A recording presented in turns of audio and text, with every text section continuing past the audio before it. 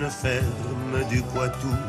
Un coq aimait une pendule, ça faisait des conciliabules chez les cocottes en courroux.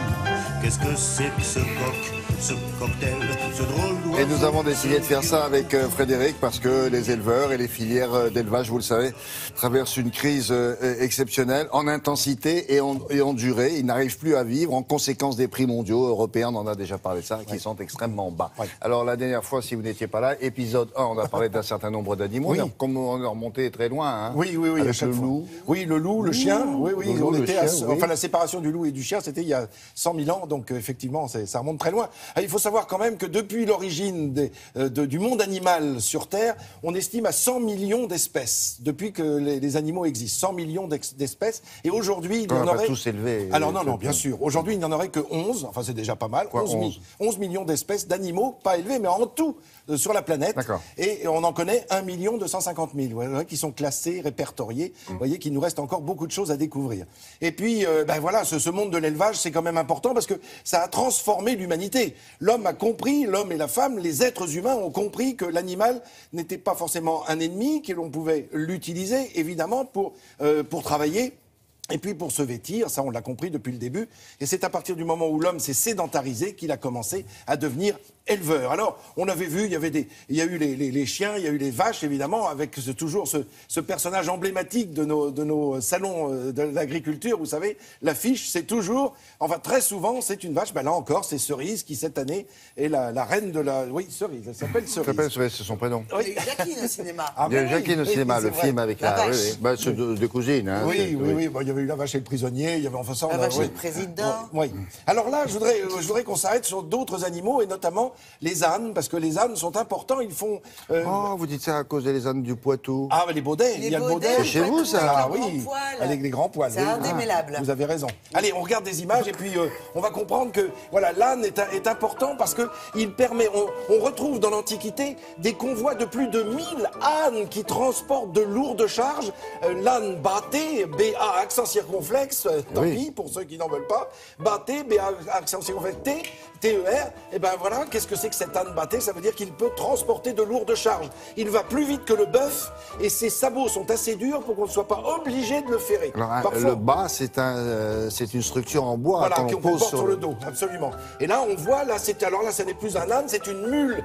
Donc c'est un mélange entre une ânesse et un cheval, ou une jument et un âne, et ça nous donne mule, mulet ou bardeau, suivant les noms qu'on veut leur donner.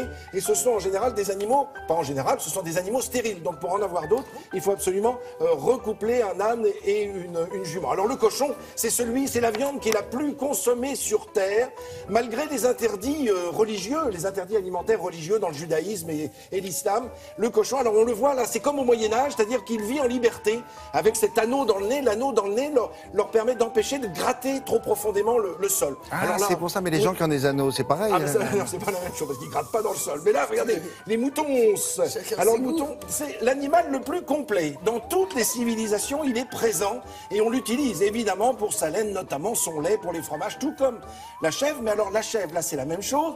On n'utilise pas sa laine, on utilise ses poils. Et alors là, on a évidemment de vrais trésors, c'est-à-dire qu'on a la chèvre angora en Turquie, la chèvre cachemire en Inde, la chèvre pashmina du côté de l'Himalaya ou de la Mongolie, des noms qui nous parlent évidemment puisqu'on utilise aussi. Et là, et elle, alors c'est qui? Alors elles ont été, je dis juste dire qu'elles ont été domestiquées il y a bien longtemps, c'était il y a 12 000 ans, donc c'est pour vous dire si c'était dès l'origine. La basse-cour, alors là c'est important, on a ces volailles. Les volailles désignent des oiseaux qui sont principalement conservés dans ces basses-cours. Les basses-cours, c'était dans les châteaux forts, la cour qui était en bas, en contrebas des fortifications, où les animaux étaient préservés et conservés. Et puis évidemment, le pigeon, c'est un oiseau qui a été lui aussi domestiqué. Vous savez, il y avait de gros pigeonniers au moment du Moyen-Âge, à l'époque du Moyen-Âge, parce qu'on utilisait la fiente, évidemment, pour entretenir les terres, et puis on utilisait les œufs pour manger, les pigeons pour les manger, et ça faisait partie des demandes... D'engrais. Oui, d'engrais. C'est le mot que vous cherchez. Tout à fait. Et bien alors, figurez-vous que dans les cahiers de doléances, au moment de la Révolution, les gens écrivaient, mais il y en a marre de voir ces pigeons, parce que juste les seigneurs avaient le droit à des pigeonniers. Et on avait un nombre de boulins, c'est-à-dire de trous dans le pigeonnier où on pouvait installer un couple de pigeons, suivant le nombre d'hectares qu'on avait en propriété. Ah bon. Donc, quand on voit un pigeonnier avec énormément de boulins, on peut dire que le propriétaire, il avait des terres. Très aisé, absolument. Ah oui. Tout à fait.